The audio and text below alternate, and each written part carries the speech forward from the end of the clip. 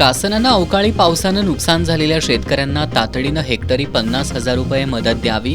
कोल्हापुरातील इंडिया आघाडीच्या शिष्टमंडळाचं जिल्हाधिकाऱ्यांना निवेदन.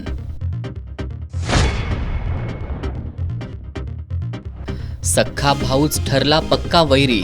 निमशिरगावमधील अविनाश पाटीलचा त्याच्या भावानंच सुपारी देऊन खून केल्याचं उघड.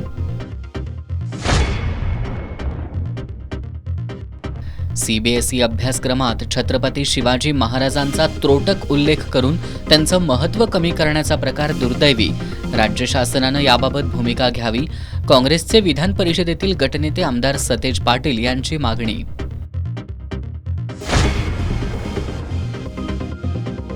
अकरावी केंद्रीय प्रवेश प्रक्रियेतील सावळा गोंधळ सुरूच. विद्यार्थी आणि पालक हैराण. जिल्हा स्तरावरच प्रवेश प्रक्रिया राबवण्याची युवा सेनेची मागणी. आणि दुकानगाळ्याच्या भाड्यावरून माजी उपसरपंचांची ग्रामपंचायत कर्मचाऱ्याला मारहाण. कौलवमधील प्रकार. राधानगरी पोलीस ठाण्यात परस्पर विरोधी तक्रारी दाखल.